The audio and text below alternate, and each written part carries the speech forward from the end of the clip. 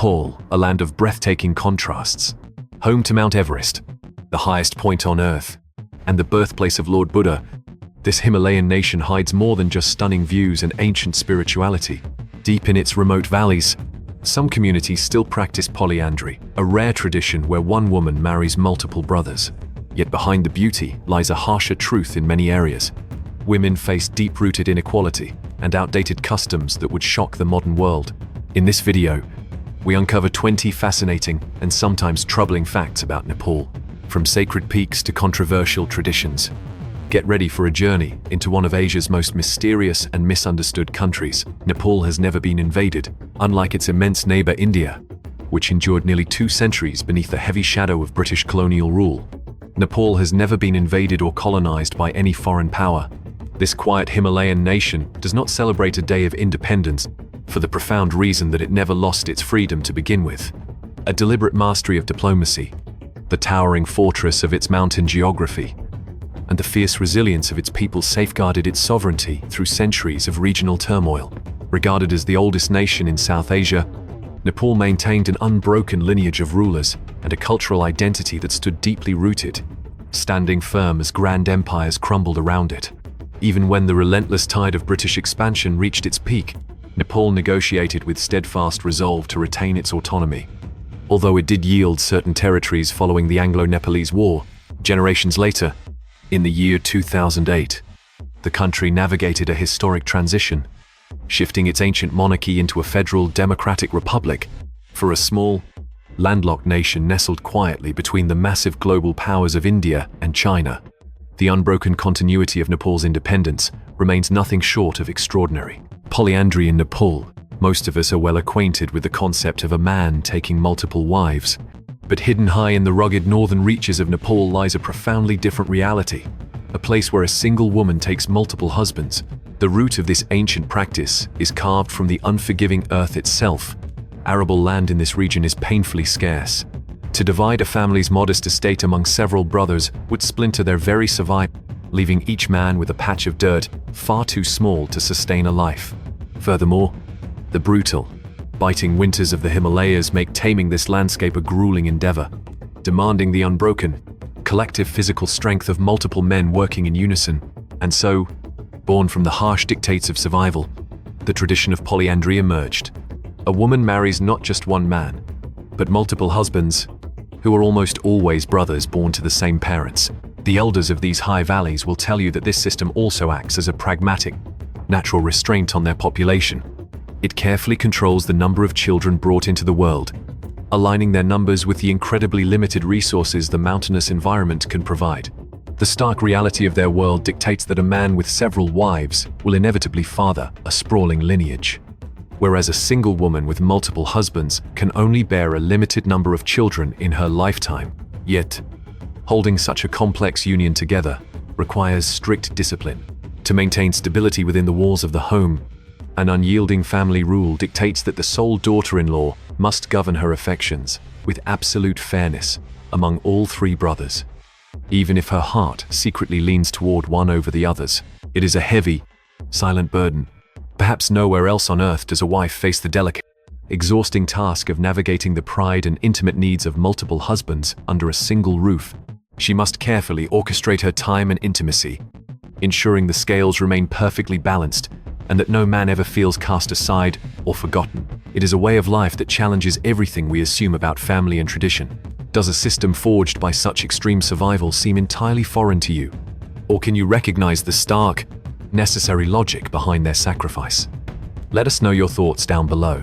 The tradition of exiling women during menstruation in Nepal. I speak of the hardships endured by women in Nepal because they still face severe discrimination. However, few are aware that even today, Hindus in Nepal adhere to many special customs regarding women, one of which is the Chaupadi tradition, exiling women during menstruation.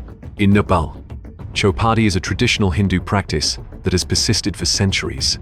According to this tradition, women are shunned and isolated whenever they menstruate because it is considered impure. During this time, women, including young girls reaching puberty, are not allowed to touch kitchen utensils, share a water source with other family members, attend school, or even stay inside their homes. Instead, They are banished to crude shelters, tents, or cattle sheds. Even more appalling, they are prohibited from bathing or combing their hair, exiled to separate huts or shelters, essential items to ward off wild animals, insects, or venomous snakes are often lacking. Moreover, the risk of these women being attacked is exceptionally high, as they are forced to live in isolated environments.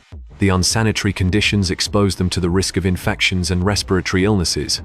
After menstruation, these women are required to bathe with cow urine, as locals believe only cow urine is pure and clean enough to rid them of impurity. Imagine if women had to endure being exiled from their homes every month like this. It would indeed be incredibly challenging. Wouldn't it? Share your thoughts on this in the comments below. Nepal was once the capital of marijuana in the world. A compelling truth you might not be aware of is that Nepal was once the primary sanctuary for those drawn to the world of cannabis. Throughout the 1960s, enthusiasts from every corner of the globe journeyed here to experience it for themselves. This era reached its conclusion when the plant was officially declared illegal in Nepal in the year 1973. In the present day, it remains strictly against the law and is not permitted for sale. Yet, the very climate of this land is so naturally suited for the plant that it continues to thrive across the landscape. One can see it growing freely in the rural reaches, along the quiet roadsides and canals, within the fields of farmers, and upon the steep mountain slopes. Despite the restrictions, many of the local people still rely on its trade to secure their daily livelihood. Nepal is the country of the roof of the world, Mount Everest. Nepal is a compact, landlocked nation in South Asia, spanning an area of 147,148 square kilometers. Great river systems flow from the north to the south, carving out towering mountains and deep valleys where swift waters surge, creating a natural landscape of immense and majestic beauty. It is no surprise to learn that the highest peak in the world, Mount Everest, reaching toward the heavens at 8,848 meters, is located here. It is joined by 7 out of the 14 peaks on Earth that rise above 8,000 meters, all standing within the borders of Nepal, beyond the shadow of Everest itself. This nation proudly holds 8 of the highest mountain peaks in the world. Nepal has the world's most dangerous airport.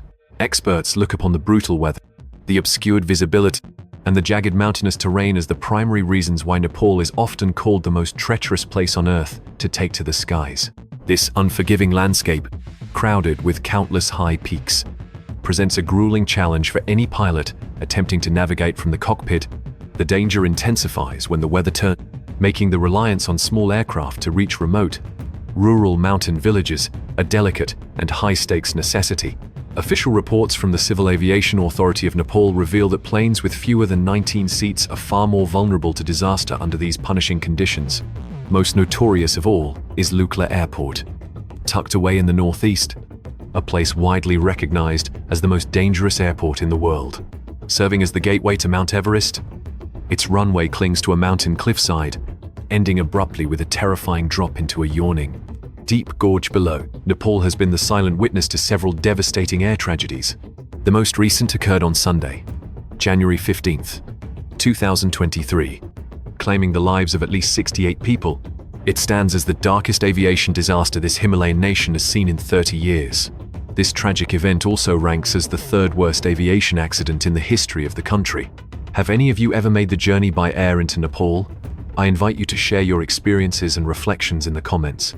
Facing such formidable risks, one cannot help but wonder if the fear of flying here weighs heavily on the mind. To many, it feels like a high-stakes gamble with life itself. Legend of the Yeti. The Yeti, a name that translates to snowman in the Nepali tongue, is a creature of deep legend, believed to inhabit the vast, unforgiving altitudes of the Himalayas. The Yeti is described as a massive being, weighing anywhere from 91 to 181 kilograms.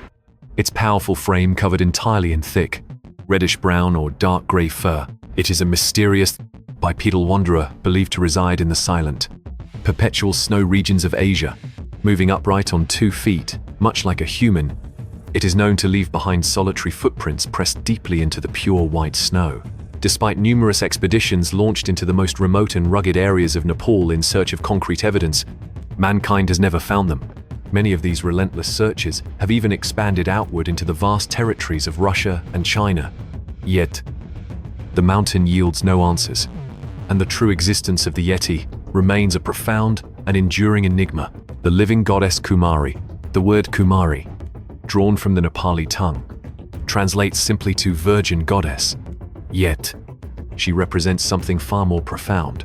She stands alone as the only living deity worshipped with deep, unwavering reverence by both Hindu and Buddhist faithful alike, believed to be the earthly incarnation of the goddess Telehu, breathing in mortal form. The Kumari is said to hold miraculous powers. She is looked upon to heal afflictions of the flesh and spirit, to grant the quiet, desperate wishes of the heart, and to bestow a protective blessing over her people. Bound by an ancient and unyielding tradition, young girls between the tender ages of 2 and 4 are subjected to a meticulous and demanding selection process. Once chosen, they are gently removed from the ordinary world they have known, taken to dwell within the quiet, hallowed walls of a secluded residence at the very heart of the capital city, Kathmandu. When the air fills with the sounds of high religious festivals, the Kumari is brought forth into the light. She is elaborately adorned, dressed in vibrant, magnificent garments that carry the heavy, beautiful weight of centuries-old tradition. Yet, this divine reign is intimately tied to the fleeting nature of youth. Upon the arrival of puberty, her tenure as a living deity draws to an inevitable close. She quietly relinquishes her sacred duties, stepping down so that another young girl may be chosen to bear the mantle, setting the ancient, unbroken cycle into motion once again. Stepping away from the altar, the former Kumari returns to the grounded rhythms of mortal life, but she is never truly ordinary again. She moves through the rest of her days carrying the deep, enduring respect of a nation, her livelihood secured by a lifelong stipend granted by the government of Nepal. To be chosen to embody the divine, even for a fleeting passage of childhood, remains an honor of unimaginable, sacred weight. Does this living tradition provoke a sense of reverence in your mind? Or do you view the heavy burden placed upon such young shoulders in a different light? Leave your reflections with us down below. The only country in the world without a rectangular or square flag.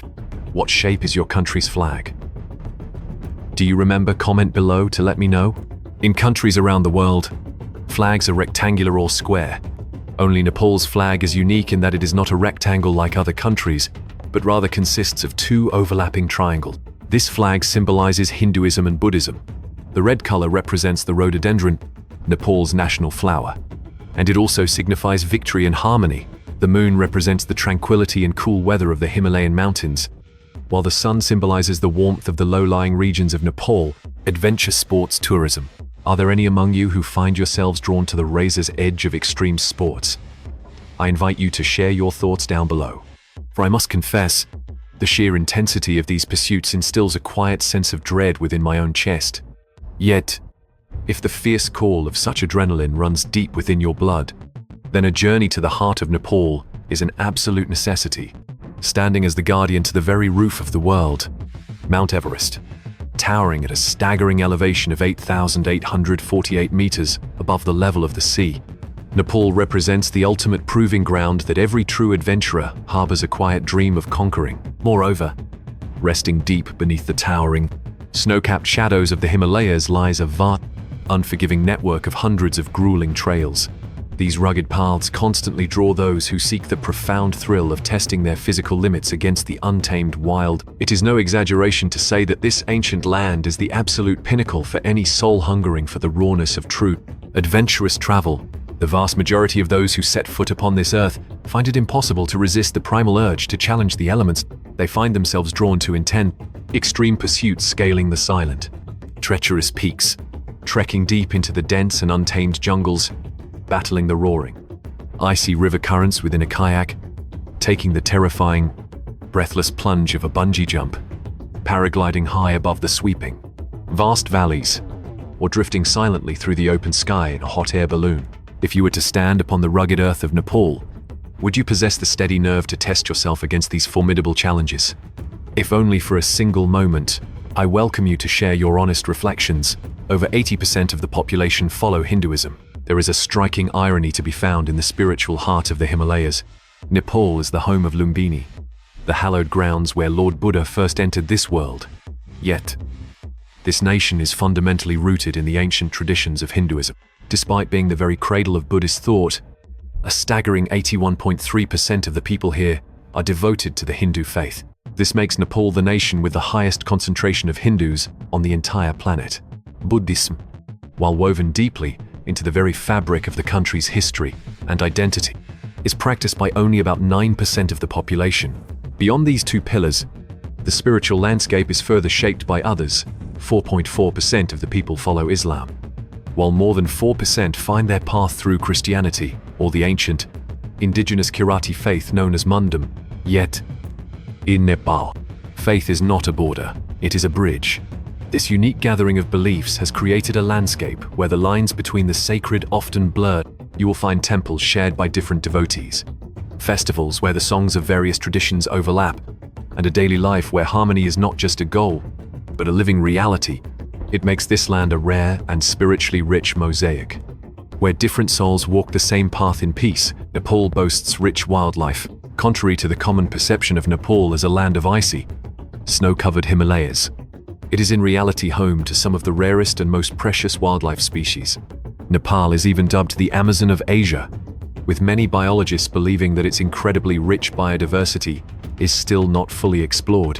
Nepal hosts over 3,160 species of orchids, accounting for over 2% of orchid species worldwide, and 6% of rhododendron species worldwide. It serves as a refuge for over 30 species of wild animals and more than 800 bird species. There are over 650 butterfly species and over 6,000 moth species, rhinoceros, Royal Bengal tigers, crocodile, snow leopards, red pandas, Himalayan black bears, and many other peculiar species are found in Nepal's dense forests. If you're a wildlife enthusiast, Chitwan National Park is a destination you can't afford to miss when visiting Nepal. It's the only place in the world where Royal Bengal tigers reside. Additionally, around 400 critically endangered Asian elephants are found here. Besides, the park harbors rare species such as one-horned rhinoceros, gaur, wolf, leopard, and various other fauna like monkeys, wild boars, foxes, jackals, civets, porcupine, otters, and reptiles including the critically endangered gharial. The park also hosts about 100 species of fish living in its mangrove forests, rivers, and lakes. What are your thoughts on this diverse ecosystem? If you find it intriguing, leave a like and comment on the video to let me know. Host of the world's largest animal sacrifice festival, the Gimme Festival unfolds once every 5 years in the quiet village of Barara, situated roughly 160 kilometers south of Kathmandu, Nepal. Resting near the border of India, hundreds of thousands of people converge upon this land for a powerful 2-day event on December 3rd and 4th, anchored by a deeply rooted belief that offering animal sacrifices will appease the goddess Jimmy and usher good fortune into their lives. Thousands of devout followers make the long, arduous journey from across Nepal and neighboring India to take part in the gathering. They spend several days completely exposed to the open elements, grounding themselves outdoors as they divide their passing hours between fervent prayer and sleeping directly upon the earth. The sheer scale of this ritual carries a profound and heavy weight. In the year 2009, an estimated 500,000 animals, a vast multitude of buffalo, goats, pigeons, and other living creatures were slaughtered upon these grounds in the name of tradition. By the year 2014, that staggering number had seen a sharp decline, falling to roughly 30,000. If the unyielding rhythm of this ancient custom holds steady, the festival will inevitably rise again in the year 2024. When confronted with the stark reality of such a deeply entrenched tradition, what are your own thoughts? Kai Puja, or the Day of Dogs in Nepal.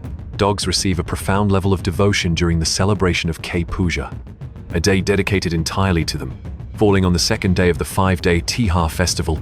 Observed by the Hindu faithful, the people of Nepal have long held the dog in the highest regard, seeing them not merely as animals, but as faithful companions, tireless helpers, and the steadfast protectors of mankind.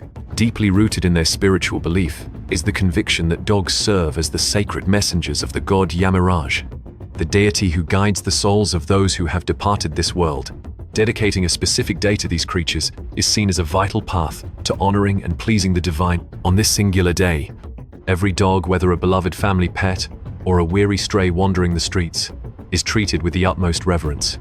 They are adorned with vibrant flower garlands and wreaths of bright marigolds, tikka, carefully crafted from vermilion powder, rice, and yogurt, is placed upon their foreheads as a mark of sanctity. This sacred symbol is meant to bestow a blessing upon any soul who happens to cross paths with these honored animals. In every sense of the word, dogs are treated like kings upon this day. It is a striking and beautiful tradition. Is it not? Nepal, the birthplace of Lord Buddha, nestled at the quiet foothills of the Himalayas, 25 kilometers east of the ancient city of Kapilavastu, lies Lumbini. It was here, in this sacred corner of Nepal, that Queen Mayadevi gave birth to Siddhartha Gautama, the soul who would become Lord Buddha, the founder of Buddhism and a beacon of compassion for all living beings. Lord Buddha was born in 623 BC, more than 2,600 years ago. Today, Lumbini remains a testament to this legacy, holding profound evidence of its role as a center for pilgrimage since the 3rd century BC, marked by the silent archaeological ruins of temples and ancient stupas. For anyone journeying through Nepal, a visit to Lumbini is a customary and essential passage. Travelers are drawn to the sacred garden and the Mayadevi temple, a structure whose foundations were laid nearly 2,600 years ago. Located about 240 kilometers from the bustling capital of Kathmandu, in recognition of its immense spiritual and historical weight, Lumbini was named a UNESCO World Heritage Site in the year 1997. It stands alongside Nepal's 3 other prestigious UNESCO sites: the culturally rich Kathmandu Valley, the untamed wilds of Chitwan National Park, and the towering majesty of Sagarmatha National Park. High rate of child marriage in a conservative country like Nepal. Marriages are often arranged by parents, with many forcing their children into marriage due to cultural or economic reasons. In Nepal, girls as young as 12 years old are married off. It is estimated that about 40% of girls are married while still children. If a girl hasn't married by the age of 18, she may be sold to a brothel by her family. Reproduction is the most important factor threatening women here. Without education, if they cannot endure abuse, their only option is to leave home. This practice has become so ingrained that even today, many young girls in Nepal elope with their lovers to avoid being forced into marriage by their families or to escape poverty and household chores. When adolescent love is not accepted in many rural areas of Nepal, couples often elope and marry clandestinely to legitimize their relationship. Many other couples marry because of unintended pregnancies. Although the government has banned marriage under the age of 20, this situation still occurs frequently, especially in rural areas. Fruit marriage, an interesting custom in Nepal. The newer people in Nepal have a very peculiar custom where every young woman must be married 3 times in her life. The first marriage is called Bel Sanga Bibaha. Then they marry the son called Gofar Rakni. And finally, they go through the actual marriage with their husband. These marriage rituals are performed in both newer Buddhist and Hindu traditions. The newer believe that if a woman's husband dies, she is not considered a widow because she has married the god Shiva. Additionally, if girls marry before puberty, the gods will save them from the stigma in any future attacks by other genders. The fruit marriage, Belanga Bibaha, is the first ceremony that young girls go through from a very young age. Ensuring that they remain pure and innocent, girls marry the bell fruit from the wood apple tree, a symbol of the god Shiva.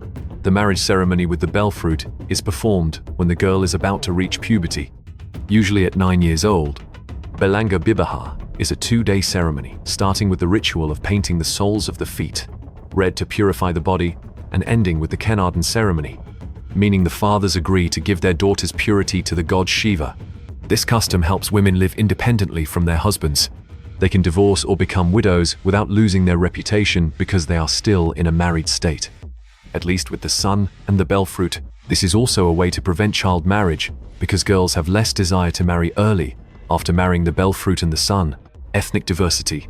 Nepal is a mysterious cultural tapestry with rich and diverse ethnic traditions. There are over 80 diverse ethnic groups living in this country in harmony and peace, speaking over 123 languages and local dialects.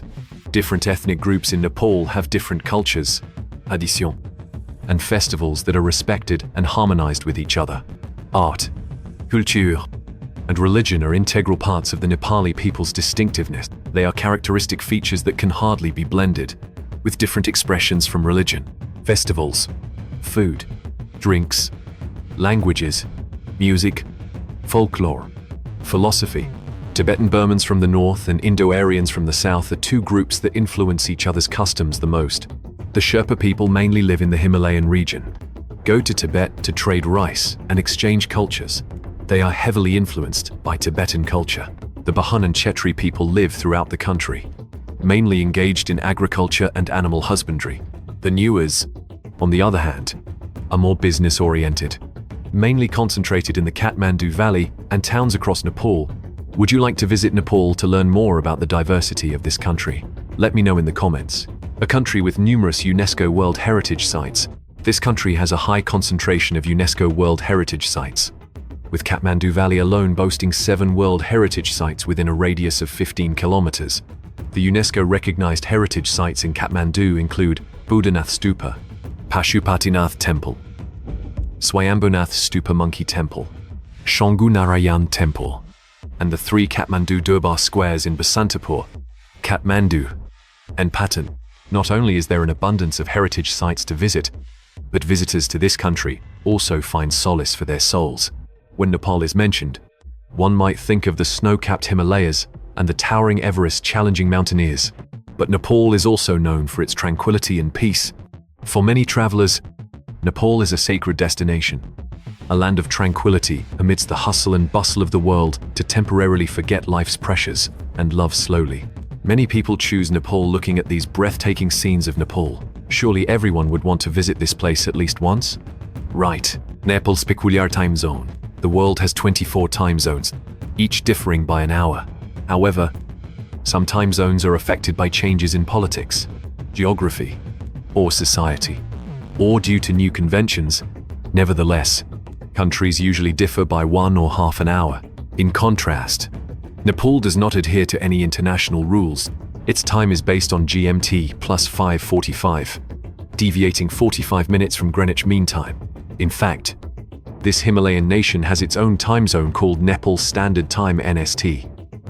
Nepal Standard Time came into existence in 1956, when policymakers decided that the meridian determining the country's time should be based on Gaurashankar, a sacred mountain peak located east of the capital Kathmandu. At that time, India was setting its meridian at Kolkata, so Nepal time was ahead by 10 minutes. Today, Indian time lags Nepal time by 15 minutes. The time difference between the two neighboring countries has given rise to jokes that Nepalis are always 15 minutes late, or Indians tend to be 15 minutes early. Nepali people refer to their country's peculiar time zone as Nepal time stretch, as they consider the 15-minute difference as a grace period if running late. It is also a point of pride for Nepalis to be ahead of India, a larger neighboring country, even if only by a few minutes. But compared to the West, Nepalis are even further ahead as they still use an ancient calendar, predating the Gregorian calendar by 56 years and 6 months hence. The year is 2076 in Kathmandu. If you ever visit Nepal, pay attention to the time and date here. So there we have discovered the 22 most peculiar and interesting facts about the country of Nepal. Which fact impressed you the most? Remember to comment and let us know which fact about Nepal you found most intriguing. I quite enjoyed the celebration of Dogs Day in this country. Thank you for watching our video. Don't forget to like, share, and subscribe to stay updated with the latest videos from us. See you in the next videos. The tradition of polyandry in Nepal is certainly fascinating and practical in its cultural context.